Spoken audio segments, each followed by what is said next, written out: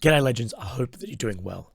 Now, today we have footage released from the United States showing the Russian Su-27 dumping fuel twice on an American Reaper drone. Now, this is unbelievable and this footage is absolutely wild. So, let's have a look at this together. So, this footage released over the past, I think about 14, 15 hours ago, but I was sleeping and whatever else, has released. As you can see, the Su-27 starting to now dump its fuel.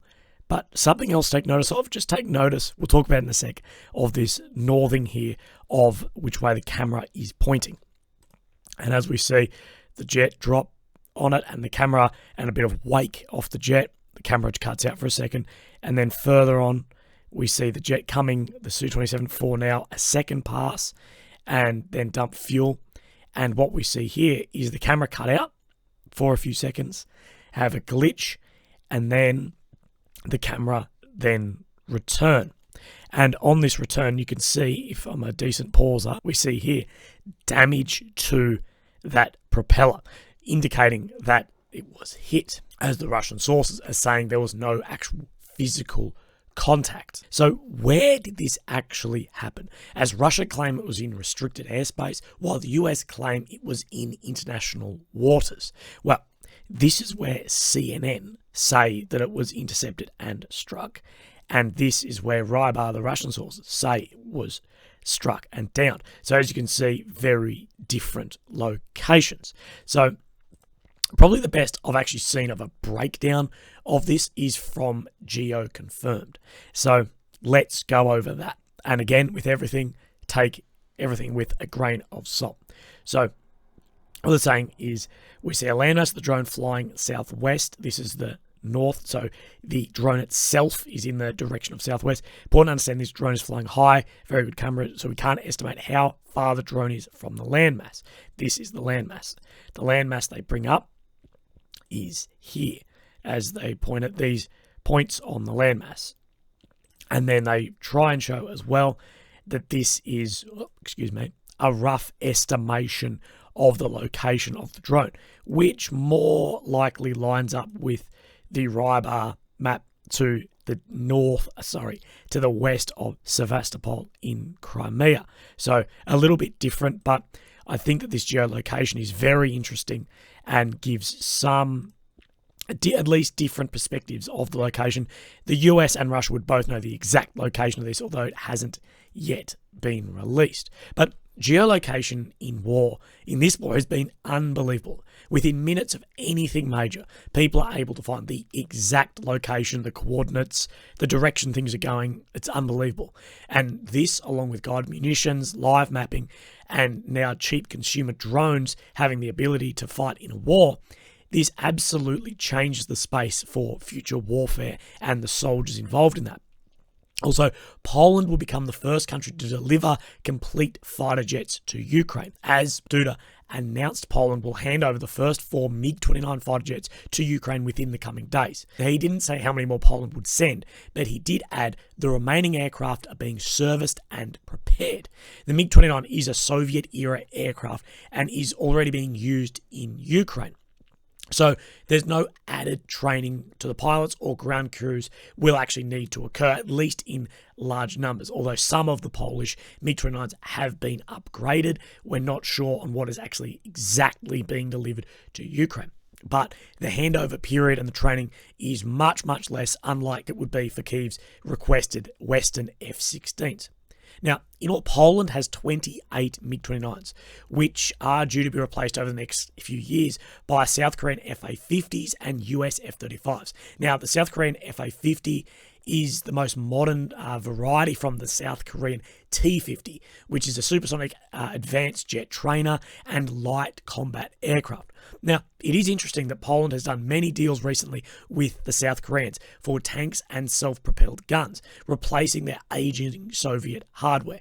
In July 22, Warsaw announced a $5.8 billion agreement with Seoul to buy 189 K2 tanks and 212 K9 self-propelled howitzers. I know as well Australia is going from a lot of the Rheinmetall German stuff and competing at least with equipment from South Korea. Now, the question being asked is, could these jet fighters start a wider coalition of jets that we've seen like the main battle tanks? One promises people sort of go all in. Well, it definitely has that potential, but the limits and timeframes still pose a huge question. I think it's a more realistic option that the West will cut deals with countries currently using the same platforms as Ukraine and replace their fleet over a period of time. This would mean there's an immediate transfer of familiar aircraft to Ukraine. But already the United Kingdom has offered to provide air cover for any Eastern European country willing to send Kyiv with Soviet-era jets. But time will tell how this pans out. Okay, let's have a look at some maps, as there has been some changes. Now, as always on the map, we have Ukraine, the capital of Kyiv, Romania, Poland, Belarus, and Russia. And here, the red being area Russia has taken since 22, and the purpley red since 2014. So we will come in here on Bakhmut, and we will look. Today is the 17th of March, over the last few days. So the 16th yesterday, and to the 17th today. So we see a little bit of ground here in the south taken, and some more here on the north. We know that Russia's eventual goal is Kramatorsk and Sloviansk in the Donetsk oblast. Now, people have speculated, could we see major changes if Russia is able to secure the high ground between Bakhmut, sort of Chasiv Yar, and Kramatorsk? So let's have a look at what they are talking about in this high ground. So this here is what they're talking about. So if we zoom in on this, this is written in Cyrillic, but we have Bakhmut, Chasiv Yar, Kramatorsk, and Sloviansk. And we have this high ground running through here.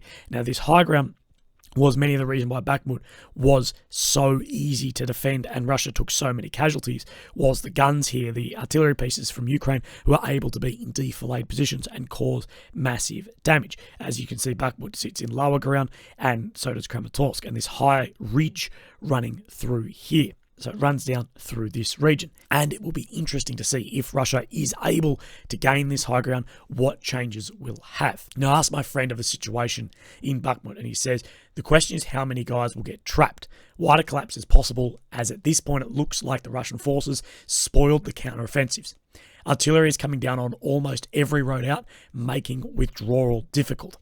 Also, this footage shows the ground just littered with brass from rifle fire and fighting in Bakhmut.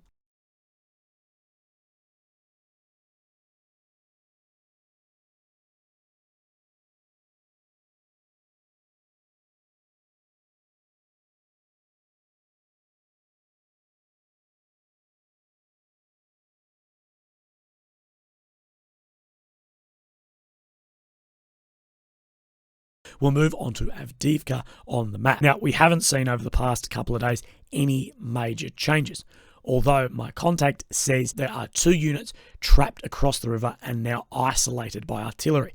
And where he sent me this location was in this region here. Now, I cannot confirm this, but it was just what I've been told. But he did also say that Avdiivka is under threat of being isolated, similar to Bakhmut. Now, the only other movement we've seen is up in the north. So let's go up here to the north of Seversk, and we're looking here at Nevsky.